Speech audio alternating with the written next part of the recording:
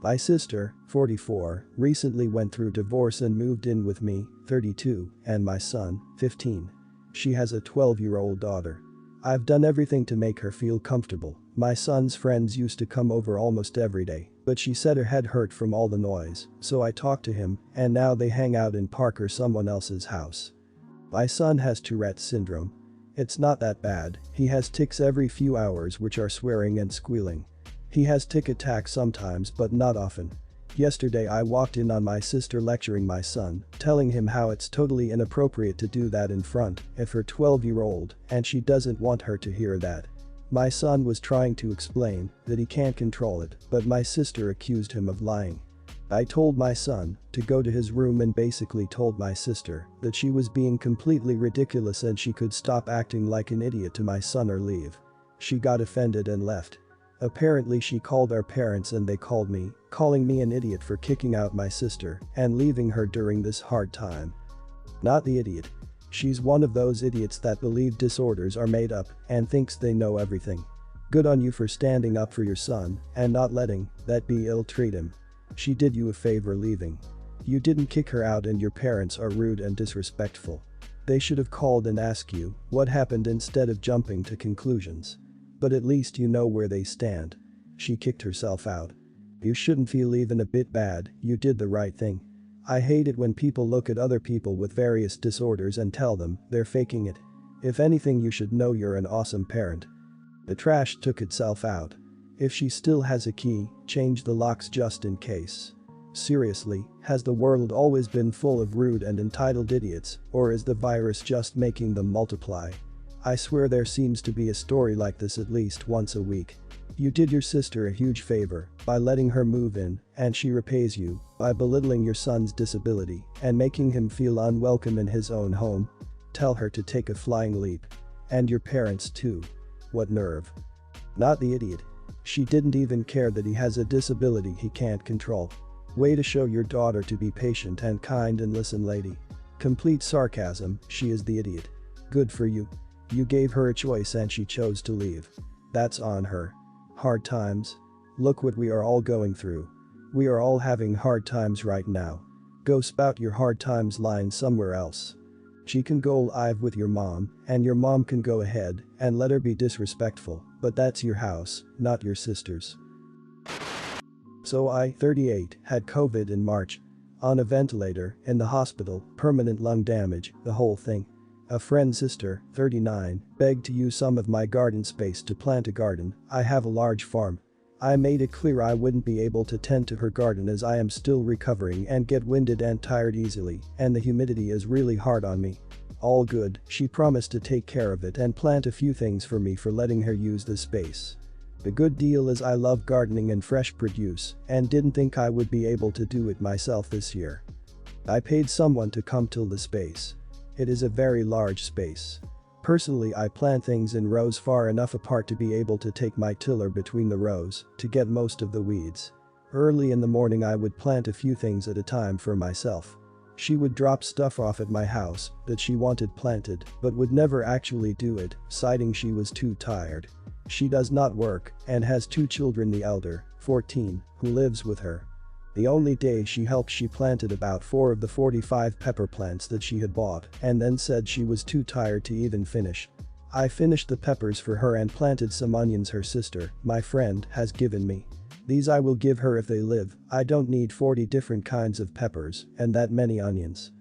I've been trying to get her to help pull weeds, water, make fence and generally help me take care of this garden. She always says she will but never has. I told her that her peppers were going to be lost a week soon. She dropped off a super small tiller at my house while I was asleep and told me that shouldn't make me as tired as my larger one. I was baffled by that.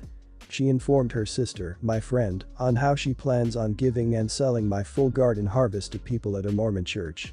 I am livid. Some days I seriously almost called 911 because I was barely able to breathe after only working a few minutes. I plan to freeze and can the majority of my garden to keep my grocery bill down.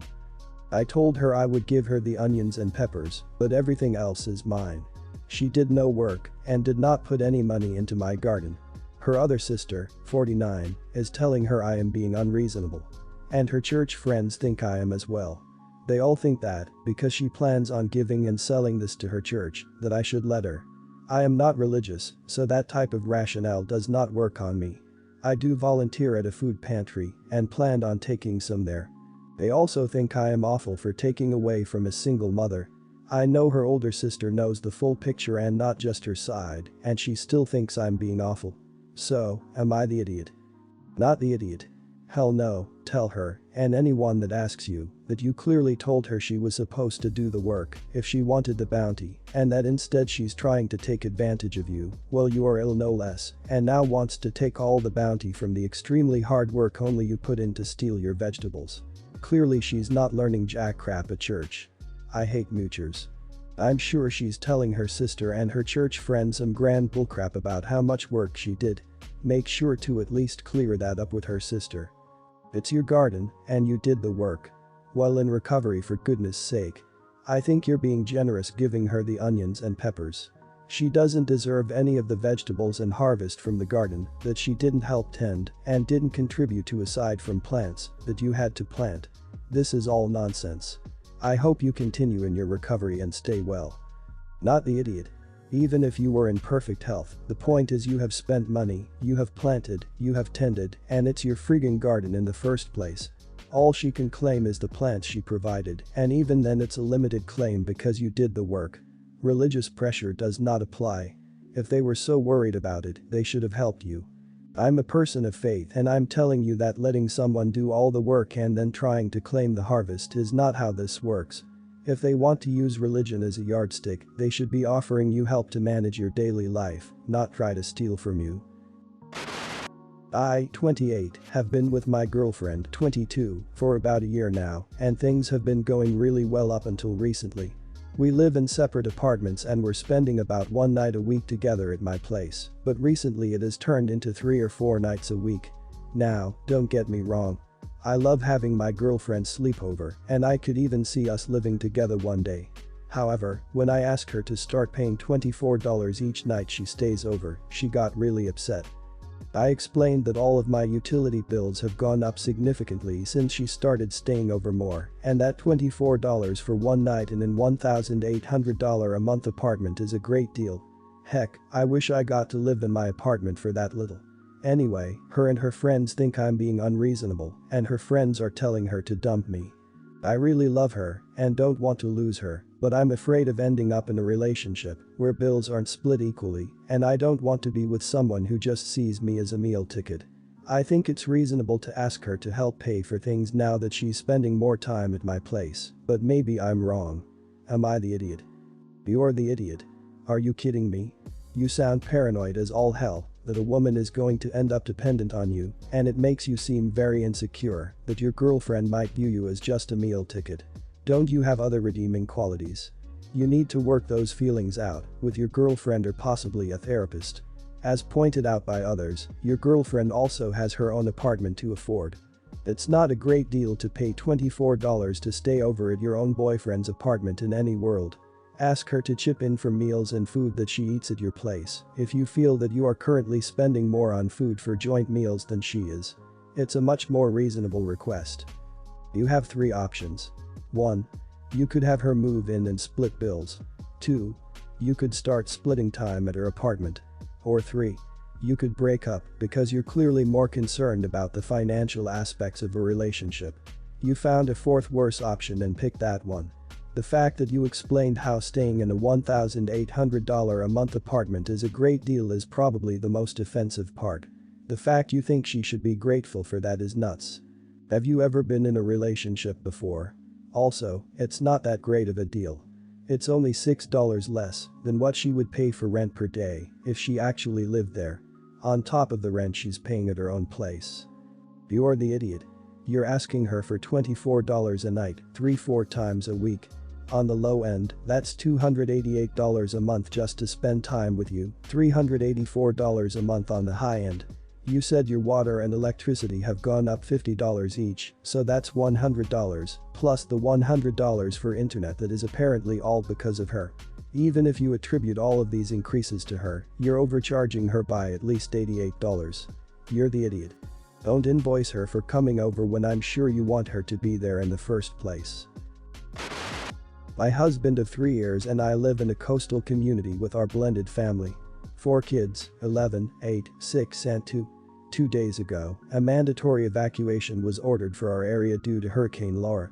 My mother-in-law had previously offered us a place to stay if we had to leave, and we did as fast as we could. My sister-in-law was also evacuating there with her husband, her 11-year-old and her 26-year-old son. My brother-in-law also offered us a place at his house, but it's smaller and would mean asking his teenager to give us her room. We didn't want to spring that on her last minute. Mother-in-law has plenty of space, and we've stayed there with sister-in-law's family comfortably many times. I needed a good place to work while I was there. Sister-in-law would be working too, but I always set up in a very small office room and figured she would probably use mother-in-law's bedroom office, which has way more space. It took us about 6 hours to get there, and when we arrived at 8 p.m., we are all tired and grouchy. Mother-in-law met us as we drove up to the house and directed us to park in front of her storage shed, which is a short walk from the house. She's on a ranch with several acres. I wasn't even out of the car when she started ushering the kids inside the shed to explain the sleeping arrangements. Apparently, she had spent the day turning the shed into a guest house for my family. To give an accurate picture here, this is a maybe 120 square foot shed, generously estimated, separated into 2 small rooms. It's not insulated, but there is a small window AC unit in the back room. Most recently, her youngest son used it as a grow house for mushrooms. Before that it was stacked with boxes, old furniture and was home to local bugs rodents. She had cleaned it out and put in a pull-out lavesiette for the kids and a cot each for my husband and I. There was also a TV, mini fridge and a small table with a chair in the back room for me to work. Mother-in-law explained to my kids that everything they needed was out here, so there would be almost no reason at all to go inside the actual house. There's no bathroom. No running water. Wi-Fi is spotty, and my office phone has to plug directly into a router which is inside the house. Our toddler still wants warmed up milk at night, but no microwave in the shed. It's a short walk to the house, but it's dark and coyotes are sometimes an issue, so the smaller kids can't go alone at night. Sister-in-law and her family would be split between the house's 2 large guest bedrooms. She would be working inside and would be too busy for kids to be in the house. Frankly, I was stunned. Speechless and fighting tears. My husband was angry and embarrassed. He politely thanked mother-in-law for her trouble, but explained that it couldn't work for us. He got us back in the car, called his brother, and we drove another 2 hours to his house. Mother-in-law and sister-in-law are mad they did so much work for nothing and say we should have planned to stay at brother-in-law's in the first place to accommodate sister-in-law's job. Am I the idiot? Not the idiot. I debated whether to give your mother-in-law the benefit of the doubt that she meant well, but no.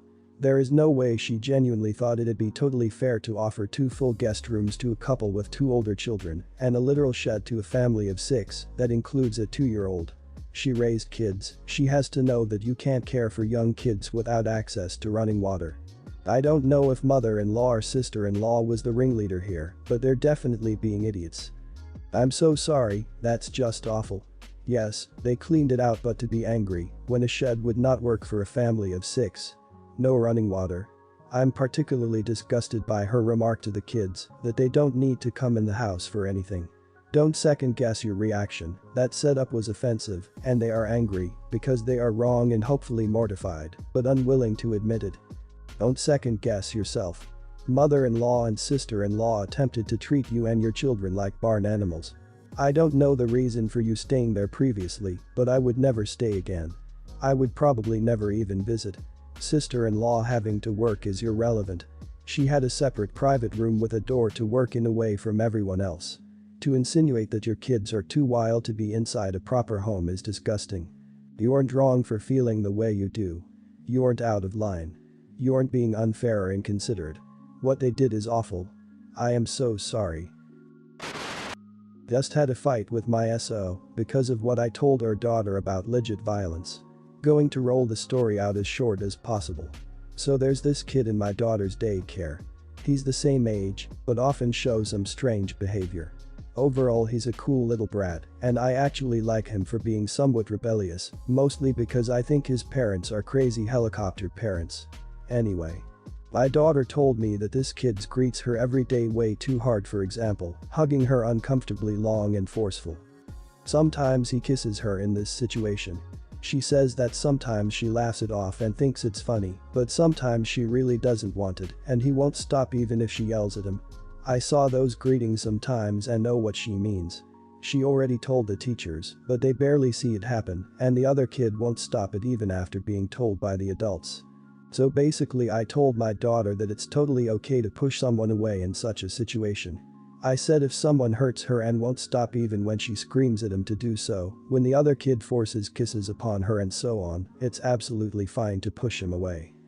I watched her thinking for a few seconds, then she replied, but he might push back or beat me if I do this. I simply told her then you push him back again and run away and tell an adult. My SO overhears our conversation and told me I'd be wrong here. That it's always better to tell the teachers and not use violence at all. I said I didn't tell our daughter to beat random kids up, and we are very straight in raising our daughter concerning violence to other kids, but to use legit force in a situation where someone violently forces himself on her. I think our daughter is old and clever enough to recognize the difference. Am I the idiot? Not the idiot. Go dad. Seriously, girls are told so often he just likes you and be nice. You did the right thing. She should push him away, say loudly, I said no, then if she can, walk away. Hopefully the loudly saying I said no will get an adult's attention, if not just keep marching to a carer. I would also be having a word with the carer and teacher about personal boundaries and the importance of kids understanding their bodies are their own. It is a lesson that if learned young, just becomes common sense. I've told my daughter a similar thing regarding her younger brother. There's another boy at school who occasionally grabs the other kids around the neck from behind. It sounds like a wrestling move he's picked up on. My son told me it's happened to him a few times and it definitely isn't playful. The school, of course, has no idea and won't do anything about stopping it. I told my daughter if she sees this happening in the playground, it is the one time she has my permission to do whatever she needs to get this boy away from her brother. Not the idiot. Teachers do jack crap when girls are harassed by boys, so teaching her to stand up for herself is the only way she will have a chance to enjoy her school years. Sincerely, girl who was unable to play undisturbed during the entirety of elementary school because the boys are in love with you, that's why they steal your things etc. Boys will be boys.